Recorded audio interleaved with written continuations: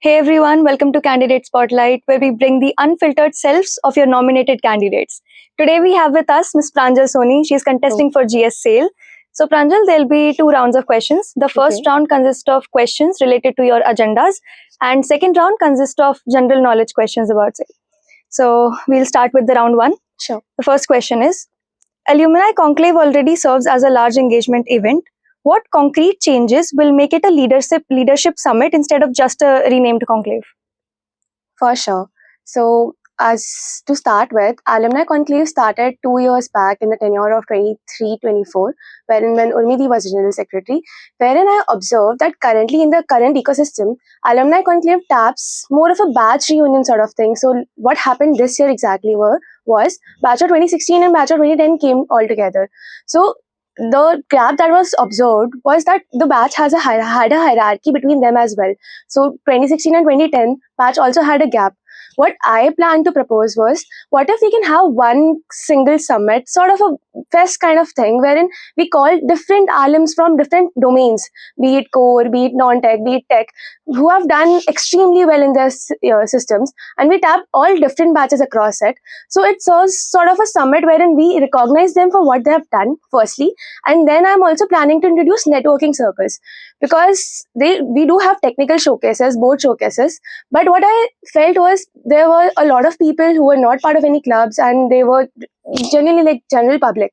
So for them, I plan to introduce first come first some basis sort of a networking circle, wherein you get to interact with each alum of your interest. Let's suppose you get a non-tech alum, so I'll pair 3 to 4 people with the same interest in a form of a networking circle, and then it will become a lot better. Then I'll introduce cultural board showcase, like a platform wherein all boards showcase what they have done. So it sorts of serves the purpose and actually connects students more with the alumni that I felt was not that panned out currently. Okay, so speed networking sounds good in theory, but how will you practically organize it with alumni who usually have limited time during conclave events? Definitely. So what currently happens is we do have sessions from alumni, right? What I meant by speed networking was, again, that you have alumni now that I'm calling alumni specific domain wise alumni. So what I'm planning to introduce is like a 2 to 3 hour session wherein obviously we have a lot of audience to cater. We'll float a form first of all across all campus janta, and then we'll collect their interest, like what domain of interest they do have and what domains of interest the alums they're interested in to talk with, and then we'll pair them up in a sort of a networking setup, maybe at conference center. We can have a table, proper chair tables format, and we can actually get them to interact with them one-on-one. And then it actually helps them in even sessions as well, because when the sessions are there, now that they know the alums personally, it helps build a connection in a more better way. Your next question is, how will this alumni buddy program be different from the existing alumni mentorship program already run by SAIL? Yes. So, as you all know, that alumni mentorship program is currently tapping people who are preparing for their interns, placements, or are preparing for core mentorship, are seeking for a core mentorship. But the gap that I observed was that this is for the people who are transitioning from maybe second year to third year or third year to fourth year. But now that we have freshers, we have people who come in the very first year, and in the after the end of the first year, they're kind of confused about what decisions to make. And now that the system is also revamped, we have a 3-tier structures across all boards. So we have overwhelming choices. As a student, I also felt that there are a lot of choices that I have to make. I can choose, I can go with tech, non-tech, and seniors are there to guide you at that place. But I felt that alums, they do bring a broader perspective. They have an industry experience. They have different verticals of experience, plus a lifetime of experience in terms of different verticals. So I was planning, what if I can get first years who are going to second years, interact with the alums, get them onboarded as their buddy, so it makes them more confident about their life decisions. They can help them figure out their life decisions. So that is the gap that I identified. Like, why match the second years to the alums? Why not start it from the first year itself? Okay, your next question is, Know Your Alumni Spotlight posts were already done this tenure and received strong social media engagement. What exactly is new in your proposal compared to what already exists? Okay. So again, what I observed was the Know Your Alumni series that is currently happening is kind of scattered. Like, I felt that it comes up when there's something happening. But but we do have a lot of alums. We have a huge alumni database. So I was planning to do it in a form of a regular manner. Like, I don't want to do it only when the alum achieves something. I just wanted look, that is something that will be there. But something that adds on to the fact that we have alums and students don't know about them. So maybe we can recognize them by this way, because relation building, to in my opinion, is equally important. So in this manner, if we like showcase their achievements, if we showcase what they're doing currently, can build a better connection, can even create more student awareness, and this will help overall. So that is what I planned, and including with that, I also am planning to introduce a podcast series with it.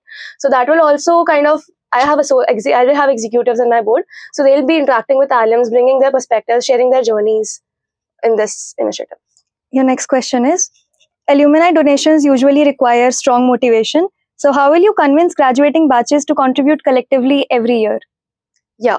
So this is regarding the badge gift initiative that I proposed. So obviously, I know that alums will not, there will be a slight of a friction to get alums onboarded to donate. But I felt that one traction when I talked to them was that alums lack transparency and students sort of lack visibility of what donations are being made. So by badge gift initiative, I just wanted to introduce this concept of not just graduating batches. Like I mentioned, graduated batches. So I wanted to approach different graduated batches all together in the different pipelines. And because it sometimes builds a friction among, like, if you have to bring a huge infrastructure development on the campus, you need a lot of money. And a lot of money cannot come from a single alum. You cannot expect one single alum to maybe donate a huge amount of money. But a batch can donate a big amount of money. And this concept really happens across different IITs as well. So IIT Madras has e-rickshaw services which are free. IIT Bombay has a cafe which is named as Cafe 92. So wherein batch of 92 came together to donate that. So I wanted to introduce this feeling of maybe belonging on campus, so that when this batch comes up on the campus, they know that this is something that our batch donated. So this is how it will be there in terms of batch gift initiative altogether. Okay, your next question is, what is your step-by-step plan of action to implement the Student Alumni City Meet initiative during your tenure? Okay, sure. So first of all, it's Student Alumni City Network that I'm planning to propose. So what I felt was that IIT Guwahati has a sort of a location disadvantage because we are not centrally located. So it's not possible for every alum to come here. But all of us do belong to different cities. We stay in different cities which are centrally located overall. So we have this ITG Alumni Association. It is again a big network of alums that is already existing, and it is present across different cities. So what what I'm planning to do is maybe create a local ecosystem between students, because this will even work in a more impactful way when you're traveling for internships, higher studies to abroad.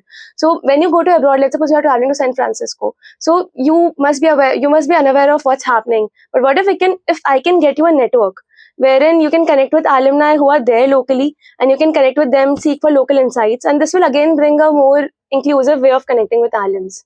So this, and I'll integrate it through IITG Alumni Association. I'll talk to them. I'll get the alums onboarded, get the students onboarded across different cities. So it serves the purpose of getting them like interacting with each other.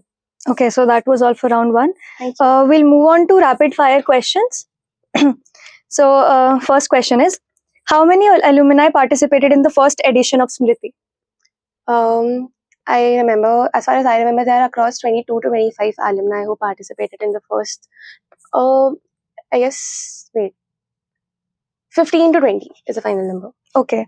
Second question, what is the composition of the staff in the Office of Alumni and External Relations at IIT Guwahati? Yes, so the Office of Alumni AER has 6 members. First is Dean of External Relations, Sumana Datta. Next, we have Assistant Registrar, Nandita Ma'am. Then we have Senior Superintendent, Supriya Das Sir. Then we have Junior Superintendent, Abharani Ma'am. And then again, we have 2 more staffs. One is the executional staff, and 1 more sir is there. We also used to have Associate Dean, but he is not there on the position, Deepak Sharma Sir. Okay. How many tenures of SAIL have been completed so far? There are, like, SAIL has completed 12 tenures so far, and this is the 13th tenure that SAIL is entering into.